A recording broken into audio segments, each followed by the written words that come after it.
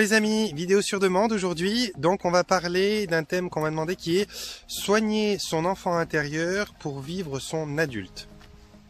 Alors, comment ça se passe tout ça? Qu'est-ce qui se passe quand on a besoin de soigner son enfant intérieur qui nous permet pas de vivre pleinement notre vie d'adulte? Déjà, il y a un phénomène qui est une espèce, j'imagine, sur différents plans. Chacun verra en fonction de sa vie, mais sur différents plans, on peut imaginer qu'il y a une espèce de blessure qui n'a pas été soignée. Il y a quelque chose qui n'a pas été soigné, mais qui en l'occurrence n'est plus actuel. Ça veut dire quelque chose qui n'a pas été soigné, certes, mais qui n'existe plus. Et lorsqu'on parle de blessures physiques, par exemple comme si vous vous ouvrez un genou ou quelque chose, on peut s'inquiéter d'une blessure non soignée parce qu'elle a peut-être été mal cicatrisée, elle a peut-être eu une infection ou quelque chose comme ça. Par contre, dans les blessures psychologiques, dans les choses qui se passent dans la psyché, il n'y a pas d'infection. Ça veut dire c'est quelque chose qui a été peut-être mal soigné, qui a été peut-être mal cicatrisé dans une certaine forme de pensée, mais ça ne s'infecte pas, ça ne peut pas s'aggraver, ça devrait même avec le temps trouver une forme de façon de s'estomper sans porter plus de préjudice que ça. Simplement, le problème dans cette histoire, c'est qu'il y a des gens qui ont de la peine à vivre leur moment présent, il y a des gens qui ont de la peine à croire en eux, il y a une forme de manque de confiance, et du coup, on a tellement rabâché cette histoire de guérir son enfant intérieur, ça c'est le fer de lance de la psychologie, de la psychanalyse qui a perduré pendant de nombreuses années avant que s'installent gentiment les thérapies brèves et les choses comme ça, et où on était à chercher absolument la source, le problème, le machin, et donc on identifie tout le temps un problème qui venait de plus vieux, qui venait de l'enfance, qui venait d'une période de vie qui vous avait laissé des séquelles et qui vous avait empêché de vous construire comme il faut. Alors soit c'est une réalité, ça existe, il y a des parties de votre vie qui vous auront laissé des marques, des séquelles, qui vous auront peut-être guidé à ne pas, je m'excuse, je bouge beaucoup, qui vous auront peut-être guidé à ne pas vous construire de la meilleure des manières, mais aujourd'hui, la seule chose qui l'entretient, ça c'est votre mental. Émotionnellement, vous êtes probablement avec d'autres personnes que ces personnes qui vous ont fait vivre ces blessures d'enfants que vous étiez dans le passé. Vous avez probablement créé une famille, vous avez probablement changé d'environnement géographique pour vous installer dans votre appartement, votre maison à vous. Vous êtes plus dépendant des personnes qui avaient ce pouvoir sur vous dans une certaine mesure et vous vous retrouvez toujours malgré tout à être limité par cet enfant intérieur qui n'a pas été soigné et qui lui ne peut pas dépasser telle ou telle limite justement. Donc tout ce que vous essayerez, ça arrivera à un certain point, puis à un certain point vous pourrez plus parce que finalement vous serez limité à cet enfant-là. Mais ce qui entretient ça, c'est votre mental. Alors ça peut être inconscient, hein, c'est peut-être quelque chose qui se passe à l'intérieur de vous, que vous ne maîtrisez pas, et puis qui serait, si vous le pouviez facilement d'un claquement de doigts comme ça balayer, mais en l'occurrence vous n'avez peut-être pas trouvé les outils. C'est quelque chose donc qui va vous demander d'intervenir. Si cet enfant intérieur, si cet enfant qui est blessé, qui a besoin d'être rassuré, vous empêche dans la vie actuelle de pouvoir accomplir certaines choses, de pouvoir avoir une certaine confiance en vous et de pouvoir faire votre chemin comme vous l'entendez, à ce moment-là, il va falloir soit que vous preniez des techniques qu'on peut trouver sur Internet dans certains livres de développement personnel ou psychologique, et puis que vous vous mettiez au boulot pour essayer d'aller chercher cet enfant intérieur, d'aller le rassurer, d'aller faire quelque chose pour que lui puisse, d'une certaine manière, je vais vous faire une image, mais d'une certaine manière puisse grandir à l'intérieur de vous jusqu'à épouser votre carrure d'adulte d'aujourd'hui, dans la forme énergétique comme dans la forme physique, j'ai envie de vous dire. Et puis, si vous avez des difficultés à vous-même, de façon autodidacte, à vous instruire de ces choses-là et à vous accompagner en solo quelque part, eh bien, vous pouvez avoir toutes sortes de méthodes qui vont être aptes à vous soigner de ça. C'est pas forcément difficile. Moi, je vous engage à le faire parce que ça prend pas des tonnes de temps, ça prend pas des tonnes d'argent. C'est quelque chose qui va vous libérer quand même dans une bonne mesure de votre vie, qui va vous permettre de dépasser les limites que vous croyez avoir. Et puis, ça vaut le coup de le faire. Franchement, ça vaut le coup de le faire. Maintenant, tout est une question d'intention. Si vous avez l'intention de vous soigner de cet enfant intérieur, il va falloir que vous le fassiez vous-même. J'entends par là, si vous venez voir quelqu'un comme moi, un psychothérapeute, et que vous lui demandez, vous lui posez le problème, vous dites voilà, moi il y a des choses que j'arrive pas à faire comme j'entends le faire normalement, parce qu'il y a, je sais pas, il y a une blessure qui vient d'avant. peut-être cet enfant qui n'est pas soigné, cet enfant que j'étais qui est blessé, et du coup en tant qu'adulte j'arrive pas à m'achever, à m'achever, à achever à achever toutes les facettes des choses que je fais. J'arrive pas à avoir le comportement qui serait peut-être le plus constructif et le plus beau que j'aimerais voir de moi. Et du coup, je suis très très limité. Alors ça, vous pouvez le faire, mais l'intention va déterminer énormément les résultats que vous avez. J'entends par là, si vous avez l'intention d'aller mieux, vous allez prendre tout ce que vous pouvez avec vous, pour vous, dans le sens où vous allez adopter ou en tout cas vous diriger vers une thérapie qui soit une thérapie active. Une thérapie active, c'est une thérapie où on essaye de comprendre d'une certaine manière ce qui nous est arrivé, d'où ça vient, comment, mais c'est aussi le signe d'une certaine implication de votre part. Ça veut dire, quand vous choisissez une thérapie active, ça veut dire que vous êtes prêt à bûcher, vous êtes prêt à bosser, que vous êtes prêt à passer par 2-3 petites choses inconfortables et que vous êtes prêt à faire quelque chose pour que ça change. Et ça, c'est très révélateur. Quand on est prêt à se secouer pour que ça change, c'est très très révélateur. Ça veut dire qu'il y a de fortes chances que vous choisissiez la bonne thérapie, même si c'est de l'hypnose, hein, bêtement, comme ce que moi je pratique, ou la programmation neurolinguistique, où finalement c'est pas tellement vous qui bossez un max, mais finalement vous allez quand même vous travailler à votre mieux-être, à votre bien-être, à travers des façons d'aller manipuler un petit peu vos émotions, à travers des façons d'aller chercher avec le thérapeute qui vous accompagne qu'est-ce qui pourrait être la source, le comment, le pourquoi, et donc vous allez pas mal vous impliquer. À côté de ça, il y a l'autre méthode, j'en parle assez souvent dans les vidéos, c'est ce qu'on appelle les thérapies passives. Alors ça, c'est pour les gens, sur ce sujet-là en tout cas, hein, c'est pour les gens qui vont pas avoir trop envie de s'impliquer, qui vont avoir envie qu'on leur enlève l'épine du pied sans trop chercher eux-mêmes à voir d'où elle vient.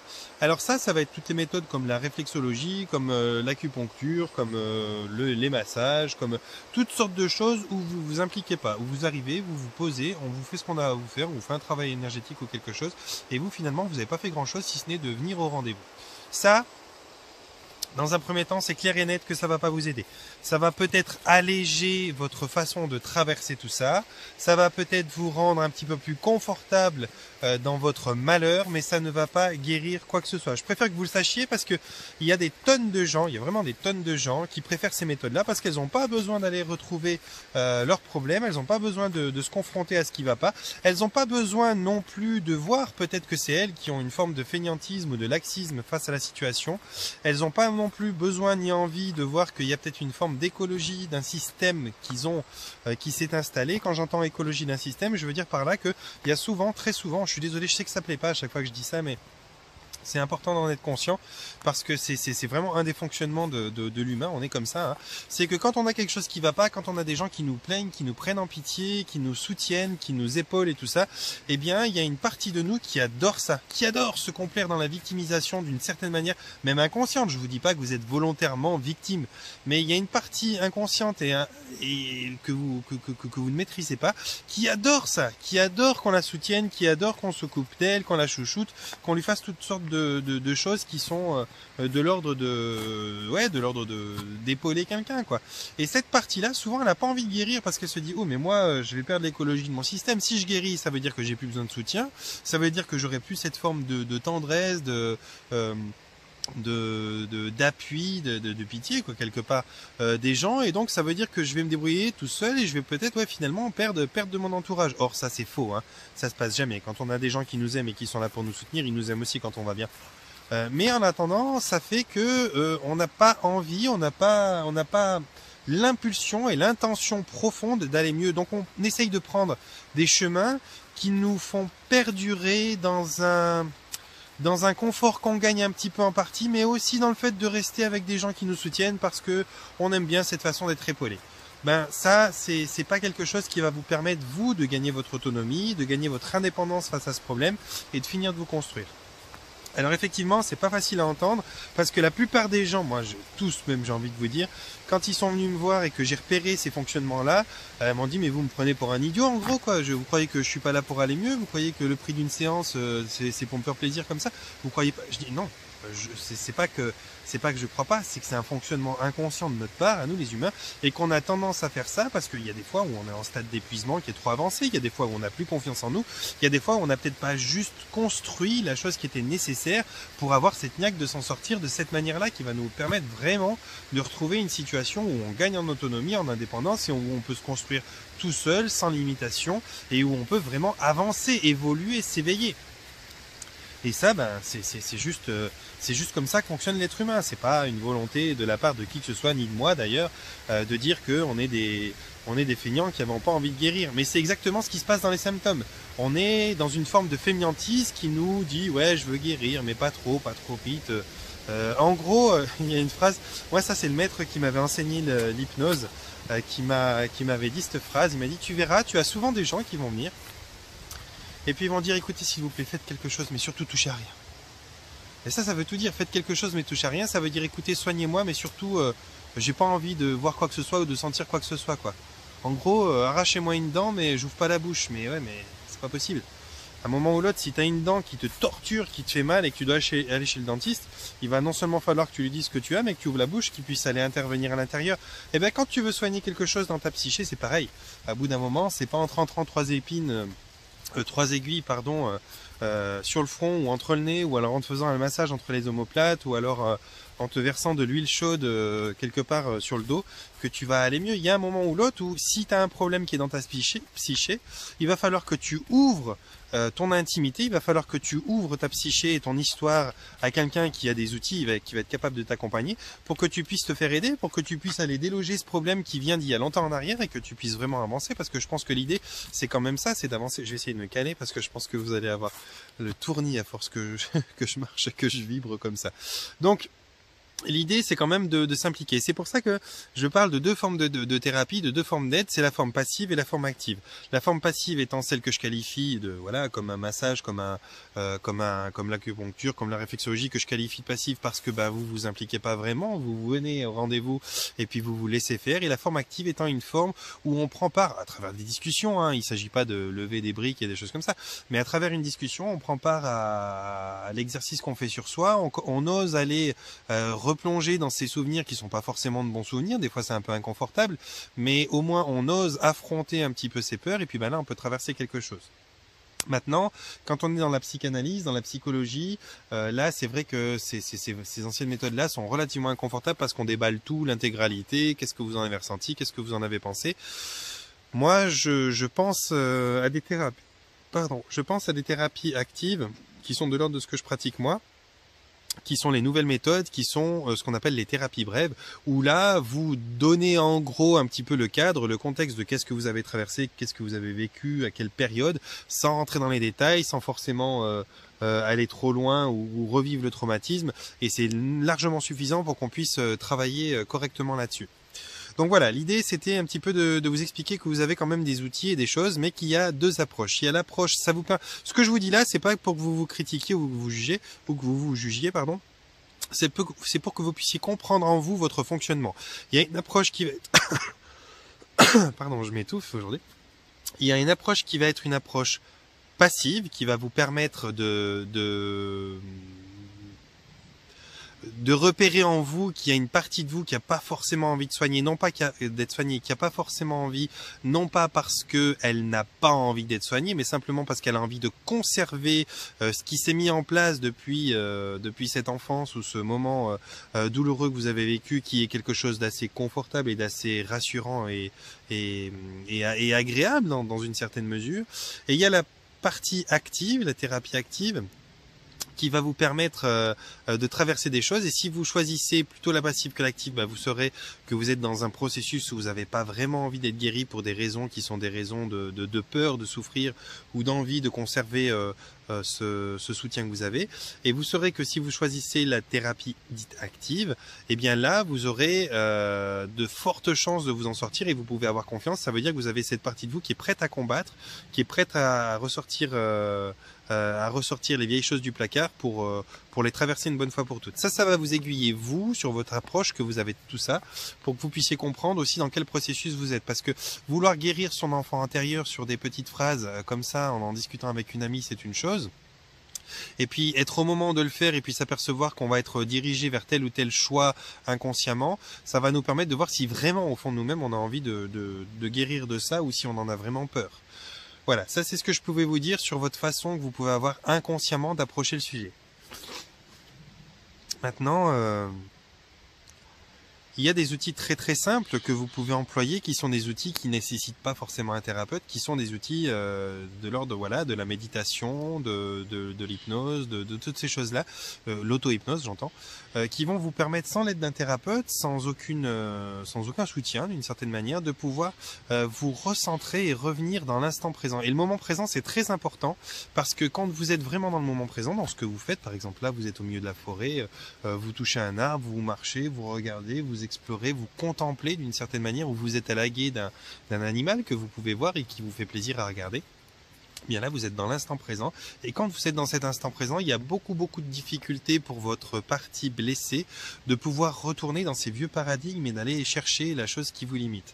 Ça, c'est quelque chose qui est difficile dans la société d'aujourd'hui parce qu'évidemment, il y a un emploi du temps, il y a des responsabilités, il y a toutes sortes de choses qui vous maintiennent dans un fonctionnement qui vous laisse pas vraiment prendre du temps pour vous. Donc, on est tout le temps actif d'une certaine manière dans nos façons de gagner notre vie, de respecter nos timings, d'assurer nos responsabilités.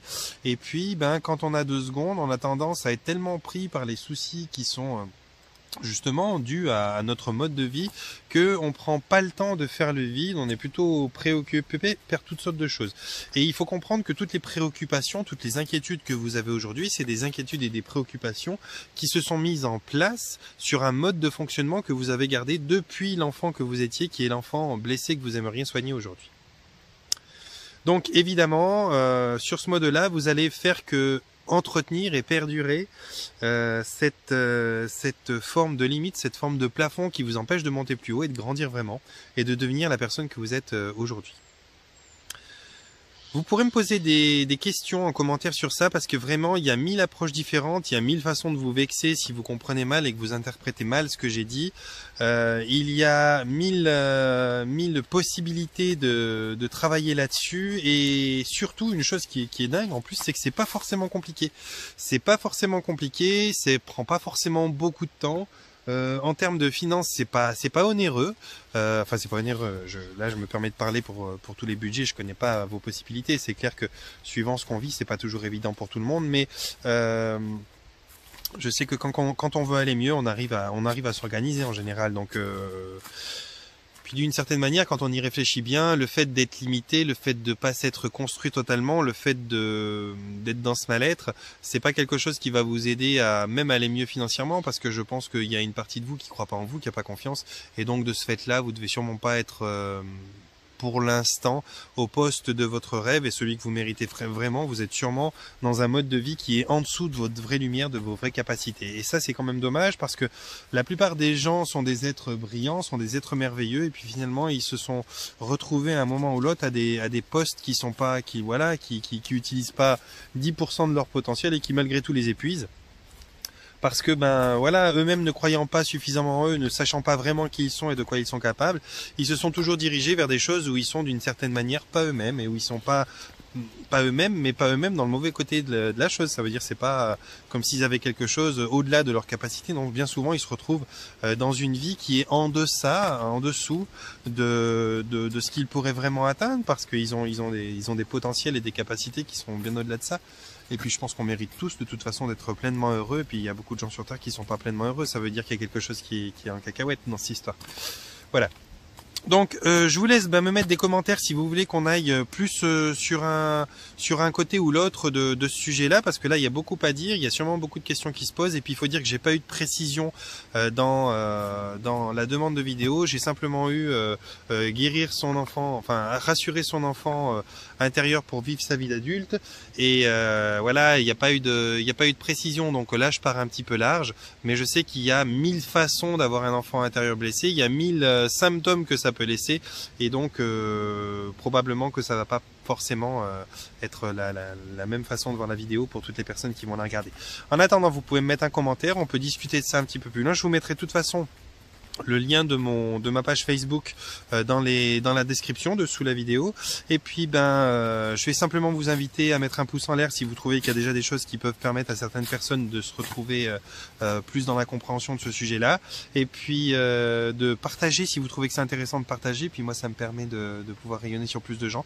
Et puis abonnez-vous, vous êtes les bienvenus sur cette chaîne Partage de réflexion. Chaque jour on agrandit un petit peu la famille, ça c'est juste merveilleux. Je vous embrasse, je vous fais des bisous parce que vraiment c'est quelque chose qui me touche. Ça fait très très plaisir de vous voir de plus en plus nombreux. Et puis voilà, d'ici là, je vous envoie un panier de bisous. Puis je vous souhaite de vous porter bien et puis de prendre soin de vous.